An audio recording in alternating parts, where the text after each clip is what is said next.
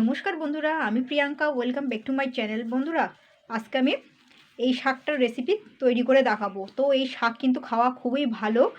তো এই শাকটা কিন্তু খেলে কিন্তু শরীরের রক্ত হয়। তো কিভাবে বানালে শরীরে উপকার পাওয়া যাবে। তো এখানে কিন্তু আমি এই যে শাকটার নাম হচ্ছে কুলেখাড়া শাক। আমি কিন্তু এই শাকটা কিন্তু আমি বাগান থেকেই তুলে নিয়ে এসেছি। তো আমি শাকটা কিন্তু এখনও ধুইনি। আর এই শাকটা কিন্তু কাঁটা থাকে বেশি। দেখুন, ধারালো কাঁটা কিন্তু এইগুলো। এই দেখুন, এই দেখুন কীরকম কাঁটা দেখুন। তো এটা খুব সাবধানে কাটতে হবে, কাঁটা যেন হাতের ফুটে যেন না যায়। আর এই ফুলের একটু মধু হয়, মিষ্টি হয়। আমরা ছোটোবেলায় এগুলো খুব খেতাম। তো যাই হোক, এবার আমি এই শাকটাকে আমি কাটবো।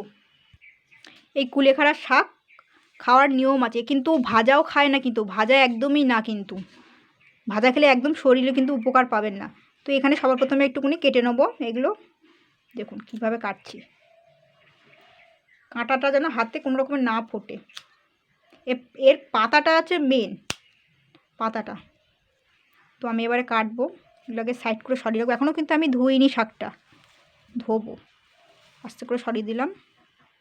তো দেখুন, এখানে আমি একটা কড়াই নিয়েছি, পরিষ্কারই কড়াই। তো এবার আমি এই পাতাগুলো বাদ দেবো, এই পাতাগুলো আমি নেব, কাঁটাগুলো যেন না পড়ে, এর মধ্যে খেয়াল রাখতে হবে। কেটে নিচ্ছি, কাঁটাটা আমি বাদ দিয়ে দিলাম। দেখুন, এর মধ্যে কিন্তু অনেকগুলো 6টা 7টা করে কাঁটা থাকে, এর মধ্যে 5টা, কোনোটাতে 6টা 7টা থাকে। কিন্তু একবার ফুটে গেলে হাতে বের করা মুশকিল কিন্তু। তার এরকম খাওয়াও কিন্তু ভীষণ উপকার। তো এবার আমি পাতাগুলো নিয়ে নিচ্ছি। এইভাবেই কিন্তু আমি সমস্তগুলো করে নেবো একই সিস্টেমে। এই দেখুন, এই কাঁটাগুলো তো এইভাবে সাইড দিয়ে বাদ দিলাম কাঁচি দিয়ে। একেবারে বাদ চলে গেল, এটা সুন্দর। ডাঁটাটা নিয়ে নেবো,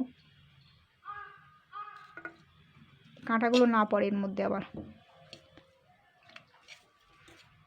না, এই দেখুন একটা কাঁটা পড়েছে, গলায় ফুটে গেলে তো অসুবিধা। এইটা নেব।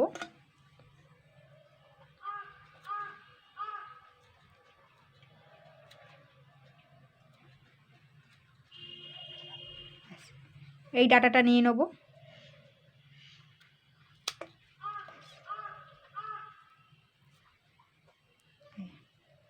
এইটা বাদ দিয়ে দেবো।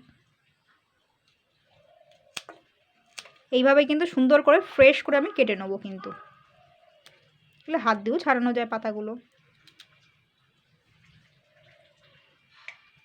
সুন্দর করে এভাবে করে নেব। তো দেখুন, আমি কিন্তু সুন্দর করে ফ্রেশভাবে আমি শাকগুলো বাছাই করে নিয়েছি। এবার আমি কিন্তু শাকগুলো আগে ভালো করে 5-6 বার ধুয়ে নেবো ভালো জলে। কাঁটাটাও নেই, নোংরাগুলোও নেই। এবার আমি ধুয়ে নেবো ভালো করে। দেখুন, আমি কিন্তু শাকটা ধোয়ার পরে আমি কিন্তু এর মধ্যে ভালো জল নিয়ে নিয়েছি, 1/2 কড়াই মতন। এবারে শাকটার মধ্যে স্বাদ মতন নুন দিচ্ছি, আর স্বাদ মতন চিনি দিচ্ছি। চিনিটা একটু বেশি না, চিনি আবার বেশি হয়ে গেলে কী বলুন তো, খেতে ভালো লাগবে না। আর দেবো এখানে 1 চামচ মতন সর্ষের তেল। এবার এই শাকটাকে না ভালো করে সিদ্ধ করতে হবে। এই শাকটাকে মিনিমাম 10 মিনিট কিন্তু ভালো করে সিদ্ধ করে নেব। তো এটা কিন্তু অলরেডি 5 মিনিট হয়ে গেছে। দেখুন ফুটে গেছে, জলটাও কিন্তু চেঞ্জ হয়ে গেছে। দেখুন জলের কালারটাও কিন্তু চেঞ্জ হয়ে গেছে। তো এইভাবে কিন্তু সিদ্ধ করে নিতে, আমি কিন্তু আরও 5 মিনিট সিদ্ধ করে নেব। এতে ডাঁটাগুলো আর পাতাগুলোও ভালোভাবে সিদ্ধ হয়ে যাবে, এই জলটা আর কি অর্ধেক হয়ে যাবে। দেখুন, জলটা কিন্তু কমে গেছে, অর্ধেক হয়ে গেছে। এবার আমি গ্যাসটা বন্ধ করে দেবো। গ্যাসটা বন্ধ করে দিলে কিন্তু এই যে জলটা কিন্তু আরও ঠান্ডা হয়ে গেলে আরও কমে যাবে। তো এই জলটা কিন্তু এটা কিন্তু ঠান্ডা করে নিয়ে তারপরে কিন্তু খাবেন শুধু শুধু। যেহেতু এতে নুনও দেওয়া রয়েছে, সর্ষের তেলও দেওয়া রয়েছে, হালকা একটু চিনিও দেওয়া রয়েছে, এতে অসুবিধা নেই, খেতে ভালো লাগবে। আর আমি এই জন্য এর মধ্যে কিন্তু লঙ্কা বা কোনো রকম হলুদ গুঁড়ো এগুলো আমি ব্যবহার করিনি। এতেই আপনারা উপকার পাবেন অনেকটাই। আর শাকটা আপনারা একটু গরম ভাতের সঙ্গে সর্ষের তেল আর নুন দিয়ে খেয়ে নেবেন, এতে ভীষণ উপকার। কিন্তু এতে কিন্তু কোনো রকম তেল মশলা ব্যবহার করা যাবে না, কিন্তু তাহলে এর গুণাগুণটা কিন্তু নষ্ট হয়ে যাবে। আমি ঠিক যেরকমভাবে রান্না করলাম সেরকমভাবে করবেন, দেখবেন অবশ্যই এর গুণাগুণটা পাবেন বেশি।